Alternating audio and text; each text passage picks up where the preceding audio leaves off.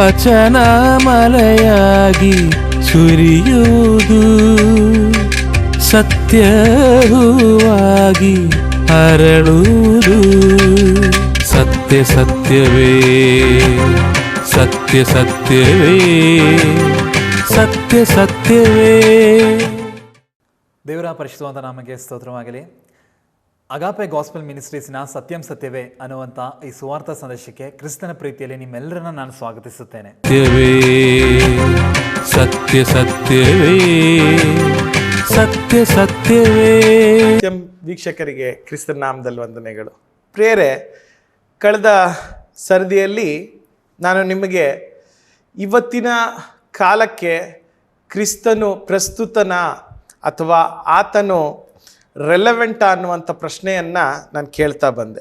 ಯೇಸು ಇವತ್ತಿನ ಕಾಲಕ್ಕೆ ಸೂಟ್ ಆಗ್ತಾರಾ, ಬೇಕಾ ಅವರು ಅನ್ನುವಂಥ ಪ್ರಶ್ನೆ ನಾನು ಕೇಳ್ತಾ, ಅದಕ್ಕೆ ಹೌದು ಯೇಸು ಬೇಕು. ಕಾರಣ ಅದಕ್ಕೆ ನಾನು ತಿಳಿಸ್ತಾ ಬಂದೆ.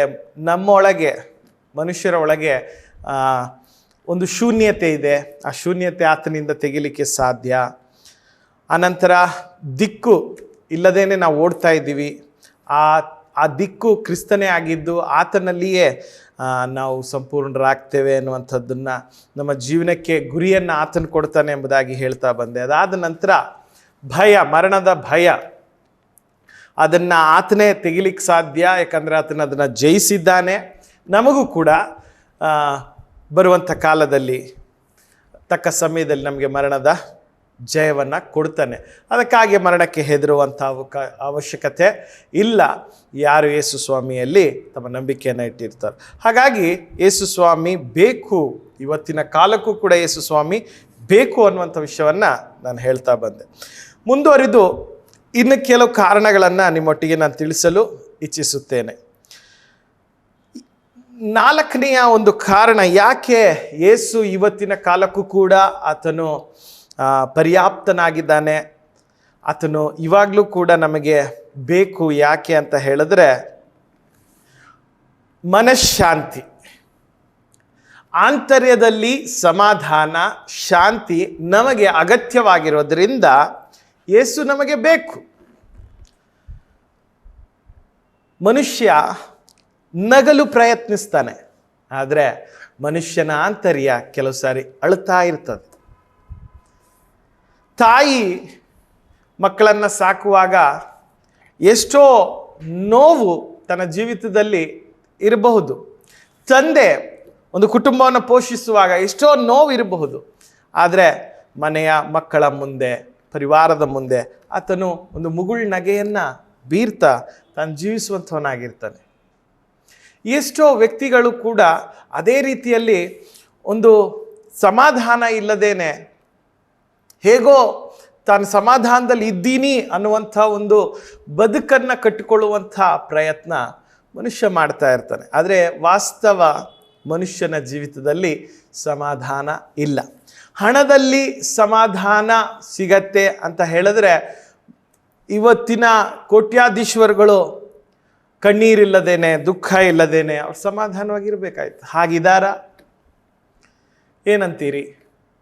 ನನಗನ್ಸುತ್ತೆ ಇಲ್ಲ, ಅವ್ರಿಗೂ ಸಮಾಧಾನ ಇಲ್ಲ. ಹೌದು, ಸಮಾಧಾನಕ್ಕೋಸ್ಕರ ನಾನು ಎಲ್ಲ ಏನು ಸುಖ ಭೋಗಗಳಿದೆಯೋ ಅದನ್ನೆಲ್ಲ ಮಜಾ ಮಾಡಿ ಚೆನ್ನಾಗಿರ್ತೀನಿ ಅಂತಂದವ್ರು ಸಮಾಧಾನವಾಗಿದ್ದಾರಾ? ಇಲ್ಲ. ಓಶೋ ಅಂತ ಹೇಳಿ ಒಂದು ಓಶೋ ಧರ್ಮವನ್ನೇ ಸ್ಥಾಪನೆ ಮಾಡಿದಂಥ ರಜನೀಶ್ ಓಶೋ ಅವ್ರು ಹೇಳೋದೇನೆಂದರೆ, ನೋಡ್ರಿ, ದೇವರು ನರಕ ಅನ್ನೋ ಭಯದಲ್ಲಿ ಇರಬೇಡ್ರಿ, ನಿಮಗೆ ಇಷ್ಟ ಬಂದಿದ್ದನ್ನು ನೀವು ಮಾಡ್ರಿ, ಅಲ್ಲೇ ಇದೆ ನಿಮಗೆ ಸಮಾಧಾನ, ಸಂತೃಪ್ತಿ ಇದೆ ಅಂತಾರೆ. ಹೀಗೆ ಇವರ ಬೋಧನೆಯನ್ನು ಕೇಳಿ ಆ ಪಾಶ್ಚಾತ್ಯ ದೇಶದಲ್ಲಿ ಎಲ್ಲೋ ಒಂದು ಪ್ರದೇಶದಲ್ಲಿ ಒಂದು ಊರನ್ನೇ ಕಟ್ಬಿಟ್ರಿ ಇವರು. ಅನಂತರ ಹಾಸ್ಪಿಟ್ಲ್ಗಳಲ್ಲಿ ಇವರು ಊರು ಕಟ್ಟಿದ್ರಲ್ಲ, ಅಲ್ಲಿಂದ ಏಡ್ಸ್ ಪೇಷಂಟ್ಗಳು ಹೊರಗೆ ಬರ್ತಾಯಿದ್ರು. ಯಾಕೆ? ಏನಾಯ್ತು? ಇವ್ರ ಸಮಾಧಾನ, ಇಷ್ಟ ಬಂದಿದ್ದು ಮಾಡಿ. ಸೊ ಪ್ರಿಯರೇ, ಮನುಷ್ಯ ಸುಖಭೋಗದಿಂದ ಸಮಾಧಾನ ಪಡ್ಕೊಳ್ತೀನಿ, ಹಣದಿಂದ ಸುಖ ಪಡ್ಕೊಳ್ತೀನಿ, ಸಮಾಧಾನ ಪಡ್ಕೊಳ್ತೀನಿ ಅಂದರೆ ಅದಾಗದೇ ಇರೋದದು. ನಮ್ಮಲ್ಲಿ ಕೆಲವು ಸಾಲುಗಳಿದೆಯಲ್ಲ, ನೀನು ಹಣದಿಂದ ಹಾಸಿಗೆ ಕೊಂಡ್ಕೊಳ್ಬಹುದು, ನಿದ್ದೆ ಕೊಂಡ್ಕೊಳ್ಳೋಕ್ಕಾಗಲ್ಲ. ನಿಮ್ಮ ಮನೆ ಕೊಂಡ್ಕೊಳ್ಬಹುದು, ಆದರೆ ನೆಮ್ಮದಿ ಕೊಂಡ್ಕೊಳ್ಳೋಕ್ಕಾಗಲ್ಲ. ಹಾಗೆ ಒಂದು ಅನೇಕ ಸಾಲಿದೆ. ಸೊ ಹಾಗಾಗಿ ಪ್ರಿಯರೇ, ಹಣ ಆಗಲಿ ಸುಖ ಭೋಗಗಳಾಗಲಿ ನಮಗೆ ನಮ್ಮ ಆಂತರ್ಯದಲ್ಲಿ ಒಂದು ಸಮಾಧಾನವನ್ನು ಉಂಟು ಮಾಡಲಿಕ್ಕೆ ಸಾಧ್ಯವಿಲ್ಲ. ನಮ್ಮ ಅಂತರ್ಯೇಂದ್ರವನ್ನೇ ಉಂಟು ಮಾಡಿದಂಥದ್ದು ದೇವರು. ಆ ದೇವರು ಸೃಷ್ಟಿಕರ್ತನಾದಂಥ ಯೇಸು ಹೇಳಿದಂಥ ಮಾತನ್ನು ನಾನು ನಿಮಗೆ ಹೇಳ್ತೇನೆ, ದಯಮಾಡಿ ಗಮನಿಸ್ರಿ. ಯೋಹಾನ 14:27. ಯೋಹಾನ 14:27. ಶಾಂತಿಯನ್ನು ನಿಮಗೆ ಬಿಟ್ಟು ಹೋಗುತ್ತೇನೆ, ನನ್ನಲ್ಲಿರುವಂಥ ಶಾಂತಿಯನ್ನು ನಿಮಗೆ ಕೊಡುತ್ತೇನೆ. ಲೋಕವು ಕೊಡುವ ರೀತಿಯಿಂದ ನಾನು ನಿಮಗೆ ಕೊಡುವುದಿಲ್ಲ. ನಿಮ್ಮ ಹೃದಯವು ಕಳವಳಗೊಳ್ಳದಿರಲಿ, ಹೆದರದಿರಲಿ. ಪ್ರಿಯರೇ, ಯೇಸು ಹೇಳಿದಂಥ ಮಾತು ಯೋಹಾನ 14:27 ಹೇಳ್ತಾರೆ, ಶಾಂತಿಯನ್ನು ನಾನು ನಿಮಗೆ ಬಿಟ್ಟು ಹೋಗುತ್ತೇನೆ, ನನ್ನಲ್ಲಿರುವಂಥ ಶಾಂತಿಯನ್ನು ನಿಮಗೆ ಕೊಡುತ್ತೇನೆ. ಲೋಕ ಕೊಡುವ ರೀತಿಯಿಂದ ನಾನು ನಿಮಗೆ ಕೊಡುವುದಿಲ್ಲ. ಸೊ ಇದನ್ನು ಅರ್ಥ ಮಾಡ್ಕೋಬೇಕು. ಲೋಕ ಕೊಡೋ ಶಾಂತಿ ಅಲ್ಲ, ಅಥವಾ ಲೋಕ ಕೊಡೋ ರೀತಿಯ ಶಾಂತಿ ಅಲ್ಲ ಯೇಸು ಕೊಡಲಿಕ್ಕೆ ಹೋಗ್ತಾ ಇರೋದು. ಲೋಕ ಕೊಡುವ ರೀತಿಯ ಶಾಂತಿ ಯಾವ ಥರದ್ದು? ಯಾರೋ ಹೇಳಿದ್ನಂತೆ, ಗುರು ಏನು ಮಾಡೋದು, ಎಲ್ಲೋದ್ರೂ ನೆಮ್ಮದಿ ಇಲ್ಲ ಕಣೋ ಅಂದಂತೆ. ಆಗ ಸ್ನೇಹಿತ ಹೇಳಿದ್ನಂತೆ, ನಿನಗೊಂದು ಔಷಧಿ ಕೊಡ್ತೀನಿ, ಕುಡಿಯೋ. ಔಷಧಿ ಕುಡಿದ್ರೆ ನಿಂಗೆ ಸಮಾಧಾನ ಅನ್ನಿಸ್ತದೆ ಅಂದಂತೆ. ಇನ್ನು ಔಷಧಿ ಏನು ಗೊತ್ತಾ? ಒಂದು ಆ ಬಾರಲ್ಲಿ ಸಿಕ್ಕೋ ಮದ್ಯ, 90 ಅಂತಾನೋ ಅಥವಾ ನೀವೇನು ಬೇಕಾದ್ರೂ ಹೇಳ್ಬೋದು. ಸೊ ಅದು ಕುಡಿದ್ರೆ ನಿಂಗೆ ಸಮಾಧಾನ ತಂದು ಕೊಟ್ಟನಂತೆ. ಇದಲ್ವಾ ಕುಡಿಯೋದಲ್ವಾ ಅಂದ್ಬಿಟ್ಟು ಅವ್ನು ಕುಡಿದಂತೆ. ಚೆನ್ನಾಗಿ ನಿದ್ದೆ ಮಾಡಿದ್ನಂತೆ. ಅವನು ಚೆನ್ನಾಗಿ ನಿದ್ದೆ ಮಾಡಿದ್ನಂತೆ. ಹೌದಾ, ಇದು ಸಮಾಧಾನನ? ಲೋಕ ಕೊಡೋ ರೀತಿಯ ಸಮಾಧಾನ ಇದು. ಮತ್ತೆ ಅದು ಹುಡುಕಿ ತಿರ್ಗಾ ಕುಡ್ದು ಕೊನೆಗೆ ಒಂದಿನ ಡಾಕ್ಟ್ರ್ ನೋಡ್ಬೇಕಾಯ್ತಂತೆ. ಯಾಕಪ್ಪ, ಏನು ಆಯಿತು ಅಂತ ಕೇಳಿದ್ದಕ್ಕೆ, ಸರ್ ಯಾಕೋ ಇಲ್ಲಿ ಪಕ್ಕೆಯಲ್ಲಿ ನೋವ್ತಾ ಇದೆ ಸರ್ ಅಂದಂತೆ. ಏನಾಗಿದೆ ಅಂದರೆ, ಕುಡ್ದು ಇವನು ಸಮಾಧಾನ ಹುಡಿಕೊಂಡು ಸಮಾಧಾನ ಒಂದು ಸ್ವಲ್ಪ ಜಾಸ್ತಿ ಆಯ್ತೇನೋ, ಲಿವರ್ ಡ್ಯಾಮೇಜ್ ಆಗಿಬಿಡ್ತು. ಲಿವರ್ ಡ್ಯಾಮೇಜ್ ಆಗಿ ಲಿವರೋಸಿಸ್ ಅಂತೀವಲ್ಲ, ಸೊ ಆ ರೋಗ ತಗಲಿ ಕುಡುಕನಾಗಿ ಅವನ ಲಿವರ್ ಹಾಳಾಗೋಗಿದೆ. ಇರೋ ಸಮಾಧಾನನೂ ಕೆಟ್ಟೋಯ್ತು. ಸೊ ಪ್ರಿಯರೇ, ಈ ಲೋಕ ಕೂಡ ಸಮಾಧಾನ ಆ ರೀತಿಯಲ್ಲಿ 2 ಗಂಟೆ ಸಮಾಧಾನ. ಪಿಕ್ಚರ್ ಥಿಯೇಟ್ರಲ್ಲಿ ಸಮಾಧಾನ ಸಿಗತ್ತೆ, ಬಾರಲ್ಲಿ ಸಮಾಧಾನ ಸಿಗತ್ತೆ, ಟೂರಲ್ಲಿ ಸಮಾಧಾನ ಸಿಗತ್ತೆ. ಎಲ್ರಿ ಸಮಾಧಾನ ಹುಡುಕ್ತಾ ಇದ್ದೀರಿ? ಹುಡುಕೋ ಜಾಗ ತಪ್ಪಾಗಿ ಹುಡುಕ್ತಾ ಇದ್ದೀರಲ್ಲ. ಯೇಸು ಸ್ವಾಮಿ ಅದಕ್ಕೆ ಹೇಳಿದ್ರು, ನನ್ನಲ್ಲಿರೋ ಸಮಾಧಾನ ಕೊಡ್ತೀನಿ. ಯೇಸು ಸ್ವಾಮಿಯಲ್ಲಿರೋ ಸಮಾಧಾನ ಯಾವುದೇ ರೀತಿಯಾದಂಥ ಪಾಪದ ಅಣುಕುಗಳು ಅಥವಾ ಪಾಪದ ಯಾವುದೇ ರೀತಿಯಾದಂಥ ಅಂಶಗಳು ಇಲ್ಲದೆ ಇರುವಂಥ ಒಂದು ಸಂತೃಪ್ತಿ ಉಳ್ಳಂಥ ಒಂದು ಸಮಾಧಾನ, ಶುದ್ಧವಾದಂಥ ಕಾರ್ಯಗಳಿಂದ ಹೊರಬರುವಂಥ ಸಮಾಧಾನ, ಅದು ದೈವಿಕವಾದಂಥ ಸಮಾಧಾನ, ಅದು ನಿರಂತರವಾದಂಥ ಸಮಾಧಾನ. ಆ ಸಮಾಧಾನನ ನಾನು ಕೊಡ್ತೀನಿ ಎಂಬುದಾಗಿ ಯೇಸು ಹೇಳಿದರು. ವಾಸ್ತವತೆಯಲ್ಲಿರುವಂಥ ಸಮಾಧಾನ, ಮಾಯಾಲೋಕದಲ್ಲಿ ತೇಲ್ತಾ ಇರುವಂಥ ಒಂದು ಸಮಾಧಾನ ಅದಲ್ಲ. ಇವತ್ತು ಪ್ರಪಂಚ ಮಾಯಾಲೋಕದಲ್ಲಿ ಇರಲಿಕ್ಕೆ ಹುಡುಗರು, ಹೆಣ್ಣು ಮಕ್ಕಳುಗಳು ಡ್ರಗ್ಸ್ ತಗೊಂಡು ಒಂದು ಅನ್ರಿಯಲ್ ಒಂದು ಪ್ರಪಂಚ, ಇಮ್ಯಾಜಿನೇಷನ್ ಪ್ರಪಂಚ ತೇಲ್ದಂಗಿರುತ್ತೆ. ತಗೋ ಡ್ರಗ್ಸು, ಇಂಜೆಕ್ಷನ್ಸು, ಗಾಂಜಾ, ಒಂದು ನಾವು ಹೇಳ್ತೀವಿ ಇಮ್ಯಾಜಿನೇಷನ್ ಪ್ರಪಂಚನೇ ಕ್ರಿಯೇಟ್ ಮಾಡಿ ಅದರಲ್ಲಿ ಸಮಾಧಾನ ಪಡ್ಕೊಳ್ಬೇಕು ಅನ್ನೋ ಪ್ರಯತ್ನ. ಆದರೆ ಅವರ ಜೀವಿತಗಳನ್ನು ಪ್ರಿಯ ಮಕ್ಕಳು ಅವರು ಮರಣದಲ್ಲಿ ಅಂತ್ಯ ಕಾಣ್ತಾ ಇದ್ದಾರೆ.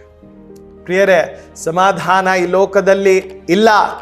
ಈ ಲೋಕದಲ್ಲಿ ಇರೋದು, ಯೇಸು ಸ್ವಾಮಿ ಹೇಳಿದ್ರು, ಈ ಲೋಕದಲ್ಲಿ ನಿಮಗೆ ಸಂಕಟ ಉಂಟು, ಸಮಾಧಾನ ಹಾಗಾದರೆ ಯೇಸುವಿನಲ್ಲಿದೆ. ಯೇಸು ನಾನು ಅದನ್ನು ಕೊಡ್ತೀನಿ ಎಂಬುದಾಗಿ ಹೇಳಿದ್ರು. ಯೇಸು ಹೇಳಿದ್ರು, ಎಲೆ ಕಷ್ಟಪಡೋರೆ, ಹೊರ ಹೊತ್ತವ್ರೆ, ನೀವೆಲ್ಲ ಬನ್ನಿರಿ, ನಾನು ನಿಮಗೆ ಏನು ಕೊಡ್ತೀನಂದ್ರು? ವಿಶ್ರಾಂತಿ ಕೊಡ್ತೀನಂದ್ರು. ಅಲ್ಲಿದೆ ಸಮಾಧಾನ, ಯೇಸುವಿನಲ್ಲಿದೆ ಸಮಾಧಾನ. ಯೇಸು ನಿಮ್ಮಲ್ಲಿ ಬಂದರೆ, ನೀವು ಯೇಸುವಿನಲ್ಲಿ ಬಂದರೆ ನಿಮಗೆ ಸಮಾಧಾನ ದೊರೆಯುವಂಥದ್ದಾಗಿದೆ. ಪ್ರಿಯರೇ, ಹಾಗಾದರೆ ನಿಮ್ಮಲ್ಲಿರುವಂಥ ಸಮಾಧಾನಕ್ಕೆ ಉತ್ತರ ಯೇಸು ಆಗಿದ್ದಾರೆ. ಹಾಗಾದ್ರೆ ಯೇಸು ಸ್ವಾಮಿ ಬೇಡವಾ ನಮಗೆ?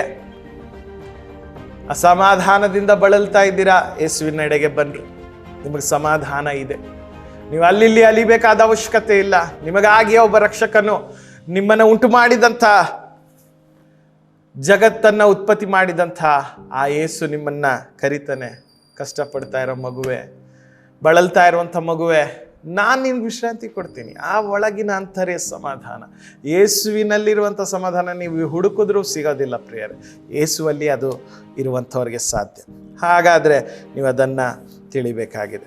ಅನಂತರ ಯಾಕೆ ಯೇಸು ರೆಲೆವೆಂಟ್ ಆಗ್ತಾರೆ ಅನ್ನೋದಕ್ಕೆ ಇನ್ನೊಂದು ಕಾರಣವನ್ನು ಹೇಳಲಿಕ್ಕೆ ನಾನು ಬಯಸ್ತೇನೆ. 5ನೇ ಕಾರಣವನ್ನು ಹೇಳಲಿಕ್ಕೆ ಬಯಸ್ತೇನೆ. ಏಕಾಂತತೆ. ಏಕಾಂತತೆ ಅನ್ನುವಂಥದ್ದು ಒಂದು ಸಮಸ್ಯೆ. ಮನುಷ್ಯನು ಸಂಬಂಧಿಕರೊಂದಿಗೆ ಸುತ್ತಿಕೊಂಡಿದ್ರೂ ಕೂಡ ಏಕಾಂತನಾಗಿ ಅವನು ಅನುಭವಿಸೋದನ್ನ ನಾವು ಕಂಡಿದ್ದೇವೆ. ಲೋನ್ಲಿನೆಸ್ ಎಂಬುದಾಗಿ ನಾವು ಕರಿತೇವೆ ಇಂಗ್ಲಿಷಲ್ಲಿ. ಏಕಾಂತತೆ. ಜನಗಳ ಸಂತೆಯ ಮಧ್ಯದಲ್ಲೂ ನಾನು ಒಂಟಿಯಾಗಿದ್ದೀನಿ ಅನ್ನುವಂಥ ಭಾವ ಯಾರಿಗಿಲ್ಲ? ಪ್ರಪಂಚದಲ್ಲಿ ಇದೆ. ಅಣ್ಣ ನನ್ನವನು, ನನ್ನ ತಂದೆ ತಾಯಿ, ನನ್ನ ಬಂಧು ಮಿತ್ರರು, ಹೌದಾ? ಆದರೆ ಎಲ್ಲೋ ಒಬ್ಬಟ್ಟಿಯಾಗಿ ಅಳ್ತಾ ಇರುವಂಥ ಒಬ್ಬ ನನ್ನ ಸ್ನೇಹಿತನು, ಏಕಾಂತದಲ್ಲಿ ಇರುವಂಥ ಒಬ್ಬ ಸ್ನೇಹಿತನು ನೀನಾಗಿದ್ರೆ, ಯೇಸು ಹೇಳ್ತಾರೆ, ಮಗನೇ ಮಗನೇ ಮಗನೇ ಮಗಳೇ, ಹೇಳ್ತೀನಿ, ಯೇಸು ಹೇಳ್ತಾ ಇದ್ದಾರೆ, ಯುಗದ ಸಮಾಪ್ತಿವರೆಗೂ ನಿಮ್ಮ ಸಂಗಡ ನಾನಿರ್ತೇನೆ ಎಂಬುದಾಗಿ. ಮತ್ತಾಯ 28:20ನೇ ವಾಕ್ಯ ನೋಡಿರಿ, ನಾನು ಯುಗದ ಸಮಾಪ್ತಿವರೆಗೆ ಎಲ್ಲ ದಿವಸ ನಿಮ್ಮ ಸಂಗಡ ಇರುತ್ತೇನೆ ಎಂದು ಹೇಳಿದನು. ಈ ವಾಕ್ಯವನ್ನು ಬಹು ಜಾಗರೂಕತೆಯಿಂದ ಗಮನಿಸಿರಿ. ನಾನು ಅಂದರೆ ಯೇಸು ಹೇಳ್ತಾ ಇರುವಂಥದ್ದು ಯುಗದ ಸಮಾಪ್ತಿಯವರೆಗೆ, ಅಂದರೆ ಈ ಪ್ರಪಂಚದ ಅಂತ್ಯ ಅಥವಾ ಈ ಕಾಲ ಏನಿದೆಯೋ ಈ ಕಾಲ ಮುಗಿಲಿಕ್ಕಿದೆ. ಬಟ್ ಆ ಕಾಲ ಮುಗಿಯೋವರೆಗೂ ಎಲ್ಲ ದಿವಸ. ಯಾಕೆ ಎಲ್ಲ ದಿವಸ ಅಂತ ಅಲ್ಲಿ ಹೇಳ್ತಾ ಇರೋವಂಥದ್ದು? ಕಾರಣ, ಒಂದು ಗಳಿಗೆಯಾದರೂ ನಿನ್ನೊಂದಿಗೆ ನಾನು ಇಲ್ಲ ಅನ್ನೋಂಥ ಭಾವನೆ ನಿನಗಿರಬಾರ್ದು ಮಗನೇ ಮಗಳೇ.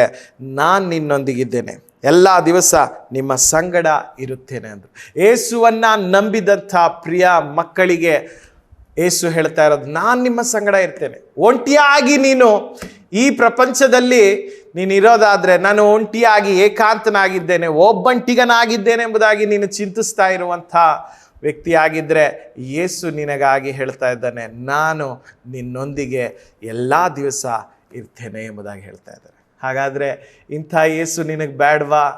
ಈ ಕಾಲಕ್ಕೆ, ಈ ಸಮಾಜಕ್ಕೆ ಯೇಸು ಹಾಗಾದರೆ ಬೇಡವಾ? ಇರ್ರೆಲೆವೆಂಟಾ ಯೇಸು? ಹಾಗಾದರೆ ಸೃಷ್ಟಿಕರ್ತನಾದಂಥ ದೇವರು ನಾನು ನಿನ್ನ ಜೊತೆಗೆ ಇರ್ತೀನಿ ಎಂಬುದಾಗಿ ಹೇಳ್ತಾ ಇದ್ದಾರಲ್ಲ, ಹಾಗಾದರೆ ಈ ಯೇಸು ಬೇಡವಾ? ಪರಲೋಕನೇ ಬಿಟ್ಟು ನಾನಿದ್ದೀನಿ ಲೋಕದ ಜನರೊಟ್ಟಿಗೆ ಎಂಬುದಾಗಿ ಅರ್ಥ ಮಾಡಿಸಿಕೊಡೋದಕ್ಕೆ ಬಂದಂಥ ಏಕೈಕ ರಕ್ಷಕನು, ನಿನ್ನ ಎಲ್ಲ ದುಃಖ ನಷ್ಟಗಳಲ್ಲಿ ನಾನಿರ್ತೇನೆ, ನಿನ್ನ ಶಿಕ್ಷೆಯನ್ನು ಕೂಡ ನಾನು ವಹಿಸಿಕೊಂಡು ನಾನು ನಿನ್ನ ಜೊತೆಗೆ ಇರ್ತೇನೆ ಎಂಬುದಾಗಿ ಹೇಳಿದ ಒಬ್ಬ ರಕ್ಷಕನು ಯೇಸು. ಹಾಗಾದರೆ ಇರ್ರೆಲೆವೆಂಟಾ? ನೀವು ಯೋಚನೆ ಮಾಡಿ. ಹಾಗಾದರೆ ಯೇಸು ಇರ್ರೆಲೆವೆಂಟಾ? ನಿನ್ನಲ್ಲಿರುವಂಥ ಏಕಾಂಗತನವನ್ನು ಅಥವಾ ಒಬ್ಬಂಟಿಗನು ನಾನು, ಯಾರೂ ಇಲ್ಲ ನನಗೆ ಹೇಳ್ತಾರಲ್ಲ, ಈ ಪ್ರಪಂಚದಲ್ಲಿ ಇಷ್ಟು ಜನ ಇದ್ರು, ಕೋಟಿ ಜನ ಇದ್ರು, ನಾನು ಯಾರಿಗೂ ಬೇಡ ಎಂಬುದಾಗಿ. ನೀನು ಯೇಸುವಿಗೆ ಬೇಕು, ನೀನು ಯೇಸುವಿಗೆ ಬೇಕು, ನಿನ್ನ ಜೀವಿತ ಕೊಡು ಯೇಸುವಿಗೆ. ಸೊ ಹಾಗಾಗಿ ಪ್ರಿಯರೇ, ಯೇಸು ಈ ಪ್ರಪಂಚಕ್ಕೆ ಬೇಕು. ಯೇಸು ಇಲ್ಲದೇ ಇದ್ರೇ ಈ ಲೋಕ ಪ್ರಪಂಚ ಶೂನ್ಯತೆಯಲ್ಲಿ ಹೋಗಲಿಕ್ಕೆ ಸಾಧ್ಯ ಇದೆ. ಹಾಗಾದರೆ ಯೇಸು ನಿನಗೆ ಬೇಕು. ಯಾಕಂದರೆ ಒಬ್ಬಂಟಿಗರಾಗಿರೋರಿಗೆ ಸಂಗಡಿಗನು ಆತನಾಗಿದ್ದಾನೆ. ಯೇಸು ಹೇಳಿದಂಥ ಮಾತುಗಳನ್ನು ಜ್ಞಾಪಕಕ್ಕೆ ತಂದಿದ್ದೇನೆ. ಮತ್ತಾಯ 28:19. ಮತ್ತೆ ಯೇಸು ಯಾಕೆ ನಮಗೆ ಬೇಕು, ಈ ಪ್ರಪಂಚಕ್ಕೆ ಯಾಕೆ ಬೇಕು ಅಂದರೆ, ನಮ್ಮನ್ನು ನಾವೇ ನಿಯಂತ್ರಿಸಿಕೊಳ್ಳೋದಕ್ಕೆ ಆಗದೇ ಇರೋದರಿಂದ,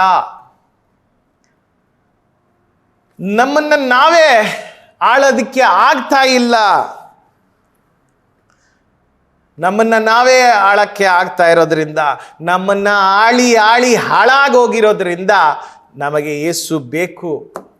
ನಮಗೊಬ್ಬ ನಾಯಕನು, ಯಜಮಾನನು ನಮ್ಮ ಜೀವಿತದ ಮೇಲೆ ಬೇಕು. ಒಬ್ಬ ಕರ್ತನು ನಮಗೆ ಬೇಕು. ಹಾಗಾದರೆ ಯೇಸು ನಮಗೆ ಬೇಕಾಗಿದ್ದಾನೆ. ಸೊ ಈ ಪ್ರಪಂಚಕ್ಕೆ ಯಾಕೆ ಯೇಸು ಬೇಕಂದರೆ, ಈ ತಮ್ಮನ್ನ ತಾವೇ ಆಳಿಕೊಳ್ಳಲಾರದಂಥ ಒಂದು ಸ್ಥಿತಿಗೆ ಸಮಾಜ ತಮ್ಮನ್ನ ತಂದಿಟ್ಕೊಂಡಿದೆ. ವಿದ್ಯೆ ಬುದ್ಧಿ ಓದಿದ್ರೆ ಅವರು ಬಹಳ ಡಿಸಿಪ್ಲಿನ್ಡು, ಬಹಳ ಶಿಸ್ತು, ಹೌದಾ? ಬಹಳ ಶಿಸ್ತು, ಹೌದಾ? ಮೊನ್ನೆ ಒಬ್ಬ ಲೇಖಕರು, ಒಬ್ಬ ಹೆಸರಾಂತ ವ್ಯಕ್ತಿ, ಅವರ ಹೆಸರನ್ನು ನಾನು ಮರ್ತಿದ್ದೇನೆ, ಅವ್ರು ಹೇಳ್ತಾ ಬಂದರು, ಯಾರ್ರೀ ಕೆಟ್ಟ ಕೆಲಸಗಳನ್ನು ಮಾಡೋರು? ಓದದೇ ಇರೋರ ಕೆಟ್ಟ ಕೆಲಸಗಳನ್ನು ಮಾಡೋದು? ಓದಿರೋರೇ ರೀ ಕೆಟ್ಟ ಕೆಲಸ ಮಾಡೋದು ಅಂತ ಹೇಳ್ತಾ ಬಂದರು. ಯಾಕೆ ಹಿಂಗೆ ಹೇಳ್ತಾ ಇದ್ದೀನಿ ನಾನು? ಅವ್ರ ಲೈವ್ ಟೆಲಿಕಾಸ್ಟಲ್ಲಿ ಆ ಮಾತನ್ನು ಹೇಳ್ತಾ ಇದ್ದಾರೆ. ಯಾಕೆ ಹೀಗೆ ಹೇಳ್ತಾ ಇದ್ದೀನಿ ಅಂತ ಅಂದ್ರೆ ಅವರು, ಯಾಕಂದರೆ ನೋಡ್ರಿ, ಡಾಕ್ಟರ್ ಆಗಿರೋನು ಕಿಡ್ನಿಗಳನ್ನು ಕದೀತಾನೆ, ಆ ಪೇಷಂಟ್ಗಳಲ್ಲಿ ಅವ್ರ ಬೇಡದೇ ಇರೋ ಲ್ಯಾಬ್ ಟೆಸ್ಟ್ಗಳನ್ನೆಲ್ಲ ಮಾಡಿಸ್ತಾನೆ, ಸ್ಕ್ಯಾನಿಂಗ್ಗಳನ್ನು ಮಾಡಿಸ್ತಾನೆ. ಅವನು ಓದಿರೋನಲ್ವೇನ್ರಿ? ಬೇಡದೇ ಇರೋ ಮೆಡಿಸಿನ್ಸ್ಗಳನ್ನೆಲ್ಲ ರೆಫರ್ ಮಾಡ್ತಾನೆ, ಅವನು ಓದಿರೋನಲ್ವೇನ್ರಿ? ಲಾಯರು ಓದಿದಾನಂತೀರಿ, ಯಾರ್ರೀ ಸುಳ್ಳು ಹೇಳೋದು ಅಲ್ಲಿ ಕೋರ್ಟಲ್ಲಿ? ಇಲ್ಲದೆ ಇರೋ ದಾಖಲಾತಿಗಳನ್ನು ಸೃಷ್ಟಿ ಮಾಡೋದು ಯಾರ್ರೀ? ಆ ಲಾಯರ್ ಅಲ್ವೇನ್ರಿ? ಒಬ್ಬ ಇಂಜಿನಿಯರ್ಗಳು, ಈ ಬಿಲ್ಡಿಂಗ್ಗಳು ಸುಮಾರು ಬಿದ್ದೋಗಿರೋದು, ಸೇತುವೆಗಳು ಕುಸ್ತೋಗಿರೋದು ಯಾರಿಂದ ರೀ? ಒಬ್ಬ ಇಂಜಿನಿಯರಿಂದ. ಅವನು ಓದಿಲ್ವೇನ್ರಿ? ಹಾಗಾದ್ರೆ ಕೆಟ್ಟ ಕೆಲಸಗಳನ್ನು ಹೆಚ್ಚು ಮಾಡ್ತಾ ಇರೋದು ಓದಿರೋನ, ಓದದೇ ಇರೋನ? ಏನೋ ಆ ಬಡಪಾಯಿ ಬದುಕ್ತಾ ಇರ್ತಾನೆ, ಏನೋ ಸಣ್ಣ ಪುಟ್ಟ ಅವನು ಮಾಡ್ಕೊಳ್ತಾನೆ. ದೊಡ್ಡ ದೊಡ್ಡ ಹಗರಣಗಳನ್ನು ಮಾಡ್ತಾ ಇರೋದು ಯಾರ್ರೀ? ಓದಿರೋರು ಕಣ್ರಿ ಎಂಬುದಾಗಿ ಅವ್ರ ಲೈವ್ ಟೆಲಿಕಾಸ್ಟಲ್ಲೇ ಹೆಸರಾಂತ ವ್ಯಕ್ತಿ ಅವ್ರು ಹೇಳ್ತಾ ಬಂದರು. ಪ್ರಿಯರೇ, ವಿದ್ಯೆಯಿಂದ ಬರದೇ ಇರುವಂಥ ಶಿಸ್ತು ಯೇಸು ಕೊಡಲಿಕ್ಕೆ ಸಾಧ್ಯ ಇದೆ. ವಿದ್ಯೆ ಕೊಡದೇ ಇರುವಂಥ ಶಿಸ್ತು ಯೇಸುವಿನಿಂದ ಬರಲಿಕ್ಕೆ ಸಾಧ್ಯವಿದೆ. ನಿಮ್ಮ ಜೀವಿತದಲ್ಲಿ ನಿಯಂತ್ರಣ ಇಲ್ಲದೇನೆ ಓಡ್ತಾ ಇರುವಂಥ ಹುಚ್ಚು ಕುದುರೆಯಾಗಿರೋದಾದರೆ ಯೇಸು ಕಡಿವಾಣ ಹಾಕಿ ನಿಮ್ಮನ್ನು ಸರಿದಾರಿಯಲ್ಲಿ ನಿಮ್ಮನ್ನು ನಡೆಸಲು ಆತನ ನಾಯಕನಾಗೋದಕ್ಕೆ ಇಷ್ಟಪಡುವಂಥವನಾಗಿದ್ದಾನೆ. ಯೇಸು ಒಂದು ಮಾತನ್ನ ಹೇಳಿದ್ರು, ನಿನ್ನನ್ನು ನೀನೇ ಬಿಡಿಸಿಕೊಳ್ಳಲಾರೆ, ಮಗನು ಬಿಡುಗಡೆ ಮಾಡಿದರೆ ಮಾಡಬಹುದು ಎಂಬುದಾಗಿ. ಮಗನು ಬಿಡಿಸಿದರೆ ಬಿಡುಗಡೆ ಆಗಬಹುದು. ಹಾಗಾದ್ರೆ ಅನೇಕ ವಿಷಯಗಳಿಂದ ಬಲಹೀನವಾಗಿ ಅಶಿಸ್ತಲ್ಲಿ ಬದುಕ್ತಾ ಇರುವಂಥ ನನ್ನ ಪ್ರಿಯ ಸಹೋದರ ಸಹೋದರಿ, ನಿನ್ನ ಜೀವಿತದಲ್ಲಿ ಅಸ್ತವ್ಯಸ್ತವಾದಂಥ ನಿನ್ನ ಪರಿವಾರವಿದೆಯಾ? ನಿನ್ನ ಕೆಲಸ ಇದೆಯಾ? ನಿನ್ನ ವಿದ್ಯಾಭ್ಯಾಸ ಅಸ್ತವ್ಯಸ್ತವಾಗಿದೆಯಾ? ಇವತ್ತು ಯೇಸುವಿನ ಹತ್ರ ನಿನ್ನ ಜೀವಿತ ಒಪ್ಸು. ಒಂದು ಶಿಸ್ತಿನ ದಾರಿಯ ಕಡೆಗೆ ಆತನ ನಡೆಸಲಿಕ್ಕೆ ಕಾಯ್ತಾ ಇದ್ದಾನೆ, ಇಷ್ಟವುಳ್ಳಂಥವನಾಗಿದ್ದಾನೆ. ಆತನು ಕೇವಲ ಒಂದು ಶಿಸ್ತಿನ ಮಾಸ್ಟರ್ ಮಾತ್ರ ಅಲ್ಲ, ಆತನು ನಿನ್ನ ಸ್ನೇಹಿತನಾಗಿ ನಿನ್ನಲ್ಲಿ ಶಿಸ್ತನ್ನು ತರುವಂಥವನಾಗಿದ್ದಾನೆ. ನಿನಗೆ ಹೊರಲಾರದೇ ಇರುವಂಥ ಒಂದು ಭಾರವನ್ನೆಲ್ಲ ಹೊತ್ತು ಆತನು ಶಿಸ್ತನ್ನು ತರಲಿಕ್ಕೆ ಇರುವಂಥವನು. ನಿನಗೆ ಹೊರುವಂಥ ಭಾರವನ್ನೇ ಕೊಟ್ಟು ಶಿಸ್ತನ್ನು ಆತನು ತರುವಂಥವನಾಗಿದ್ದಾನೆ. ಹಾಗಾದರೆ ಪ್ರಿಯ ಸಹೋದರ ಸಹೋದರಿ, ನಿನ್ನ ಜೀವಿತದಲ್ಲಿ ಒಂದು ನಿಯಂತ್ರಣ ಇಲ್ಲದೇನೆ ನಿನ್ನ ಜೀವಿತ ಇರೋದಾದರೆ ಅದಕ್ಕೆ ಒಂದು ಒಳ್ಳೆಯ ದಿಕ್ಕನ್ನು ಕೊಡಲಿಕ್ಕೆ ಸಾಧ್ಯ ಇರೋದು ಈ ಯೇಸು. ಹಾಗಾದರೆ ಈ ಯೇಸುವನ್ನು ನಿನ್ನ ಜೀವಿತಕ್ಕೆ ನೀನು ನಾಯಕನಾಗಿ, ಯಜಮಾನನಾಗಿ ನೀನು ಒಪ್ಪಿಸಿಕೊಡುತ್ತೀಯಾ, ಸ್ವೀಕರಿಸ್ತೀಯಾ ಅನ್ನುವಂಥದ್ದು ನಿನ್ನ ಮುಂದೆ ಇರುವಂಥ ಪ್ರಶ್ನೆ. ನಾನು ಇಷ್ಟೊತ್ತು ಕೂಡ ಹೇಳ್ತಾ ಬಂದಂಥ ಅಂಶಗಳು ಏನೆಂತು ಹೇಳೋದಾದರೆ, ನಾನು ಹೇಳ್ತಾ ಬಂದಂಥದ್ದು ಯಾಕೆ ಈ ಸಮಾಜಕ್ಕೆ ಯೇಸು ಬೇಕು. ಇವತ್ತಿಗೂ ಕೂಡ ಯೇಸು ಅನ್ನುವಂಥ ಈ ಮಹಾನ್ ವ್ಯಕ್ತಿತ್ವವುಳ್ಳಂಥ ಮನುಷ್ಯರ ರೂಪದಲ್ಲಿರುವಂಥ ಈ ದೈವಾವತಾರವಾಗಿರುವಂಥ ಯೇಸು ಯಾಕೆ ಈ ಸಮಾಜಕ್ಕೆ ಇವತ್ತು ಬೇಕು ಎಂಬುದಾಗಿ ನಾನು ಹೇಳ್ತಾ ಕೆಲವು ಕಾರಣಗಳನ್ನು ಹೇಳ್ತಾ ಬಂದೆ. ಯೇಸು ನಿಮ್ಮ ಜೀವಿತಕ್ಕೆ ಬಹಳ ಬಹಳ ಅಗತ್ಯ. ನಾನು ಹೇಳ್ತಾ ಬಂದೆ, ನಮ್ಮಲ್ಲಿ ಸ್ವನಿಯಂತ್ರಣ ಇಲ್ಲ, ಆದರೆ ಅದನ್ನು ತರಲಿಕ್ಕೆ ಯೇಸು ನಮಗೆ ಸಹಾಯ ಮಾಡುವಂಥವನಾಗಿದ್ದಾನೆ. ಅನೇಕರು ಅನ್ಬೋದು, ಏನ್ರಿ ಡಿಸಿಪ್ಲಿನ್ ನಮ್ಮ ಲೈಫಲ್ಲಿ ತರಕ್ಕಾಗಲ್ವಾ? ನಾನು ಹೇಳ್ತೇನೆ, ಹೌದು, ತರಕ್ಕಾಗಲ್ಲ. ಯಾಕಂದ್ರೆ ಯಾವುದಕ್ಕೋಸ್ಕರ ಶಿಸ್ತು ಬೇಕನ್ನೋದೇ ಗೊತ್ತಿಲ್ಲದೆ ಇದ್ದ ಮೇಲೆ ನಾವು ಆ ಶಿಸ್ತು ತಗೊಬಂದಾದ್ರೂ ನಮ್ಮ ಜೀವಿತವನ್ನ ಏನ್ ಮಾಡ್ತೀವಿ ಹೇಳಿ? ಆ ದಿಕ್ಕನ್ನ ಯೇಸುವೇ ತೋರಿಸ್ತಾನೆ. ಯೇಸು ಸ್ವಾಮಿ ಹೇಳಿದ್ರು, ನನ್ನನ್ನು ಹಿಂಬಾಲಿಸಿ ಎಂಬುದಾಗಿ. ಅದಕ್ಕೆ ಹೆಜ್ಜೆ ಒಂದು, ಈ ಮನುಷ್ಯಾವತಾರ, ಈ ಮನುಷ್ಯ ಮನಕುಲ ಹೇಗಿರಬೇಕು ಅನ್ನೋದಕ್ಕೆ ಒಂದು ಅವತಾರವಾಗಿ ಈ ಲೋಕಕ್ಕೆ ಬಂದು ಇದು ಒಬ್ಬ ಮನುಷ್ಯನು ಮಾಡಬೇಕಾಗದ್ದು, ಬದುಕಬೇಕಾದ್ದು ಎಂಬುದಾಗಿ ತೋರಿಸಿ ಅದಕ್ಕೆ ಯಾವ ಶಿಸ್ತುಗಳು ಬೇಕು ಎಂಬುದಾಗಿ ಒಂದು ಮಾದರಿಯನ್ನೇ ಬಿಟ್ಟು ಹೋದಂಥ ಒಬ್ಬ ವ್ಯಕ್ತಿ, ಒಬ್ಬ ದೈವಾವತಾರ ಯೇಸು. ಆತನನ್ನ ಹಿಂಬಾಲಿಸ್ತಾ, ಆತನ ಮೇಲೆ ದೃಷ್ಟಿ ಇಡುತ್ತಾ ಆ ಶಿಸ್ತು ಬರಲಿಕ್ಕೆ ಸಾಧ್ಯ ಇದೆ. ಆತನ ಸಹಾಯ. ಯೇಸು ಹೇಳಿದ್ರು, ನನ್ನನ್ನು ಬಿಟ್ಟು ನೀವೇನು ಮಾಡಲಾರ್ರಿ ಎಂಬುದಾಗಿ ಶಿಷ್ಯರಿಗೆ ಹೇಳ್ತಾ ಬಂದ್ರು.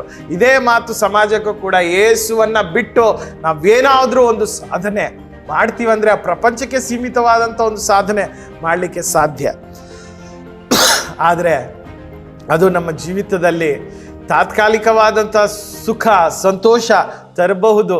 ಆದರೆ ನಮ್ಮ ಹೃದಯ ಆಂತರ್ಯ ಬಯಸ್ತಾ ಇರುವಂತಹ ಸಮಾಧಾನ, ನಮ್ಮ ಜೀವಿತದಲ್ಲಿರುವಂತಹ ಏಕಾಂತತೆ, ನಮ್ಮ ಜೀವಿತದಲ್ಲಿರುವಂಥ ಅಶಿಸ್ತು, ನಿಯಂತ್ರಣ ಇಲ್ಲದೆ ಇರುವಂಥ ಒಂದು ಬದುಕು, ಅದು ಸರಿದಾರಿ ತರಲಿಕ್ಕೆ ದೇವರಿಗೆ ಮಾತ್ರ ಸಾಧ್ಯ. ಅನೇಕ ತಾಯಂದಿರು ನಮ್ಮ ಪ್ರೋಗ್ರಾಮನ್ನು ಕಂಡು ಅವರು ಕರೆ ಮಾಡಿ ಹೇಳ್ತಾರೆ, ನನ್ನ ಮಗ ತನ್ನ ಲೈಫ್ ಹಾಳು ಮಾಡ್ಕೊಂಡಿದ್ದಾನೆ, ನನ್ನ ಮನೆಯಲ್ಲಿ ಶಿಸ್ತಿಲ್ಲ ಎಂಬುದಾಗಿ ಗೋಳಾಡಿದಂಥ ಅನೇಕ ತಾಯಿಯಂದಿರ ಹೃದಯದ ಮಾತುಗಳು ನನ್ನ ಕಿವಿಯಾರೆ ನಾನು ಕೇಳಿದ್ದೇನೆ. ಪ್ರಿಯ ಮಗನೇ, ಮಗಳೇ, ನಿನ್ನ ಜೀವಿತದಲ್ಲಿ ಅಶಿಸ್ತಿದೆ, ಅದನ್ನು ಸರಿದಾರಿಗೆ ತರಲಿಕ್ಕೆ ಯೇಸುಗೆ ಇಷ್ಟ. ಯೇಸು ಕೈಗೆ ನಿನ್ನ ಜೀವಿತ ಒಪ್ಪಿಸ್ಕೊಡೋದಾದ್ರೆ ಅದನ್ನ ನೀನು ಊಹಿಸದೇ ಇರುವಂಥ ರೀತಿಯಲ್ಲಿ ಅದನ್ನ ಅಲಂಕರಿಸಿ ತನ್ನ ಮಹಿಮೆಗಾಗಿ ಅದನ್ನು ಬೆಳಗಿಸಿ ನೀನು ಕೂಡ ಆ ಬೆಳಕಿನಲ್ಲಿ ಆತನನ್ನು ಮಹಿಮೆ ಪಡಿಸುವಂಥವನಾಗಿ ನೆಲೆ ನಿಲ್ಲೋದಕ್ಕೆ ಆತನು ಸಹಾಯ ಮಾಡುವಂಥವನಾಗಿದ್ದಾನೆ. ಅದಕ್ಕಾಗಿ ನೀನು ಸಿದ್ಧ ಇರೋದಾದ್ರೆ, ಯೇಸುವೆ ನನಗೆ ನೀನು ಬೇಕು, ಈ ಸಮಾಜಕ್ಕೆ ನೀನು ಬೇಕು, ನನಗೆ ಮೊದಲು ನೀನು ಬೇಕು ಎಂಬುದಾಗಿ ಆತನ ಕೈಗೆ ನಿನ್ನ ಜೀವಿತವನ್ನು ಒಪ್ಪಿಸ್ಕೊಡು. ಒಂದು ಕ್ಷಣ ಕಣ್ಣನ್ನು ಮುಚ್ಚಿ, ಯೇಸುವೆ ನನ್ನ ಜೀವಿತ ನಿನಗೆ ಒಪ್ಪಿಸ್ಕೊಡ್ತೇನೆ ಎಂಬುದಾಗಿ ಇವತ್ತು ತೀರ್ಮಾನ ಮಾಡು. ನಿನ್ನ ಜೀವಿತದ ದಿಕ್ಕನ್ನು, ನಿನ್ನ ಜೀವಿತದಲ್ಲಿರುವಂಥ ಸಮಸ್ಯೆಗಳಿಗೆ ಆತನ ಪರಿಹಾರವಾಗಿ ನಿನ್ನ ಜೊತೆಯಲ್ಲಿ ನೆರೆ ನೀಡುವಂಥವನಾಗಿದ್ದಾನೆ. ನಿನ್ನನ್ನೆಂದಿಗೂ ಕೈ ಬಿಡೋದಿಲ್ಲ. ನಾನು ಈ ಪ್ರಾರ್ಥನೆಯನ್ನು ಮಾಡುವಾಗ ನಿಮ್ಮ ಹೃದಯದಲ್ಲಿ ಕಣ್ಣನ್ನು ಮುಚ್ಚಿದವರಾಗಿ ಯೇಸುವಿಗೆ ಮಹಿಮೆ ಪಡಿಸ್ತಾ ನೀವು ಕೂಡ ಪ್ರಾರ್ಥನೆ ಮಾಡಿರಿ. ಪರಿಶುದ್ಧನಾಗಿರುವಂಥ ತಂದೆಯೇ, ನನ್ನನ್ನು ಕೇಳ್ತಾ ಇರುವಂಥ ನನ್ನ ಪ್ರಿಯರನ್ನು ನಿನ್ನ ಕೈಗೆ ನಾನು ಒಪ್ಪಿಸ್ತಾ ಇದ್ದೇನೆ. ಅವರ ಜೀವಿತದಲ್ಲಿ ಏಕಾಂತತೆಯನ್ನು, ಅವರ ಜೀವಿತದಲ್ಲಿ ಸ್ವನಿಯಂತ್ರಣವನ್ನು, ಕರ್ತನೆ ಮನಃಶಾಂತಿಯನ್ನು ತರಲಿಕ್ಕೆ ನಿನಗೆ ಮಾತ್ರ ಯೇಸುವೆ ಸಾಧ್ಯ ಇದೆ. ಇದನ್ನು ಅವರು ಅರ್ಥ ಮಾಡಿಕೊಂಡಿದ್ದಾರೆ. ಆದರೆ ಆ ಜೀವಿತವನ್ನು, ಅವರ ಜೀವಿತವನ್ನು ನಿನ್ನ ಕೈಗೆ ಒಪ್ಪಿಸುವಂತೆ ಅವರಿಗೆ ನೀನು ಕೃಪೆ ಕೊಡು, ಸಹಾಯ ಮಾಡು. ಲೋಕಕ್ಕೆ ಅಂಜದೆ, ಕರ್ತನೆ ಅವರ ಬಲಹೀನತೆಗಳಿಗೆ ಅಂಜದೆ, ಸಂಪೂರ್ಣವಾಗಿ ತಮ್ಮ ಜೀವಿತಗಳಿಗೆ ನಿನ್ನನ್ನು ಒಡೆಯನಾಗಿ ಅಂಗೀಕರಿಸಿಕೊಳ್ಳಲಿಕ್ಕೆ ಅವರಿಗೆ ಸಹಾಯ ಮಾಡು. ನನ್ನನ್ನು ಕಾಪಾಡು ಯೇಸುವೆ ಎಂಬುದಾಗಿ ಕೂಗುವಂಥ ಧ್ವನಿ, ಕರ್ತನೆ ಈ ಪ್ರೋಗ್ರಾಮನ್ನು ಕಾಣ್ತಾ ಇರುವಾಗ ಅನೇಕರು ಕೂಗುದಾಗ ಅವರಿಗೆ ನೀನು ಸಹಾಯ ಮಾಡ್ತಿ. ಹಾಗೆ ಕೂಗುವಂಥ ಧ್ವನಿಗಳಿಗೆ ನೀನು ಸಹಾಯ ಮಾಡಿ ಆಶೀರ್ವದಿಸು. ಪ್ರಾರ್ಥನೆಯನ್ನು ಕೇಳಿದಕ್ಕಾಗಿ ಸ್ತೋತ್ರ. ಮಹಿಮೆ ನಿನಗೆ ಮಾತ್ರ ಉಂಟಾಗಲಿ, ಯೇಸುವಿನ ನಾಮದಲ್ಲಿ ತಂದೆಯೇ, ಆಮೇನ್.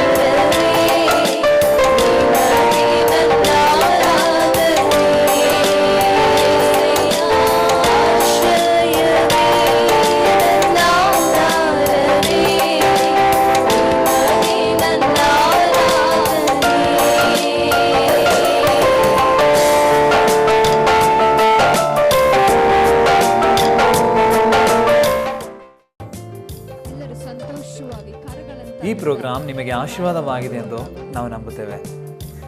ನಿಮಗೇನಾದರೂ ಅಭಿಪ್ರಾಯಗಳು, ಪ್ರಾರ್ಥನಾ ಮನವಿಗಳು ಇರೋದಾದರೆ ನಿಮ್ಮ ಸಂಕೋಚವಿಲ್ಲದೆ ನೀವು ಕಾಲ್ ಮಾಡಿ, ನಾವು ನಿಮಗೋಸ್ಕರವಾಗಿ ಖಂಡಿತವಾಗಿ ನಾವು ಪ್ರಾರ್ಥಿಸುತ್ತೇವೆ.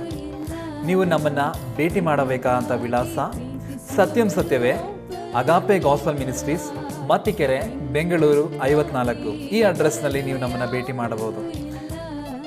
ನಿಮಗೇನಾದರೂ ಪ್ರಾರ್ಥನಾ ಮನವಿಗಳು, ಪ್ರಾರ್ಥನಾ ವಿಷಯಗಳು, ಏನಾದರೂ ಸಮಸ್ಯೆಗಳು ಇರೋದಾದರೆ ಸಂಕೋಚವಿಲ್ಲದೆ ಈ ಸ್ಕ್ರೀನ್ನಲ್ಲಿ ಕಾಣಿಸುವಂಥ ಈ ನಂಬರ್ಗೆ ನೀವು ಕಾಲ್ ಮಾಡಿರಿ, ನಾವು ನಿಮಗೋಸ್ಕರವಾಗಿ ನಾವು ಪ್ರಾರ್ಥಿಸುತ್ತೇವೆ. ಮತ್ತು ಏನಾದರೂ ಬೈಬಲ್ ಸಂಬಂಧವಾಗಿರುವಂಥ ಪ್ರಶ್ನೆಗಳು, ಬೈಬಲ್ ಸಂಬಂಧವಾಗಿರುವಂಥ ಸಂಶಯಗಳು ನಿಮಗಿರೋದಾದರೆ ವಾಟ್ಸಪ್ಪಿನಿಂದ ನೀವು ನಮಗೆ ಕೇಳ್ಬೋದು. ವಾಟ್ಸಪ್ನಿಂದಲೇ ನಾವು ನಿಮಗೆ ಉತ್ತರವನ್ನು ಕೊಡುತ್ತೇವೆ. ಈ ಸಂದೇಶವನ್ನು ಮತ್ತು ಈ ಹಾಡನ್ನು ಪುನಃ ಕೇಳಬೇಕಾದರೆ ಸತ್ಯಂ ಸತ್ಯವೇ ಅನ್ನುವಂಥ ಯೂಟ್ಯೂಬ್ ಚಾನಲ್ ಮತ್ತು ಸತ್ಯಂ ಸತ್ಯವೇ ಅನ್ನುವಂಥ ಫೇಸ್ಬುಕ್ ಪೇಜ್ನಲ್ಲಿ ನೀವು ಸಂಪರ್ಕಿಸಿ.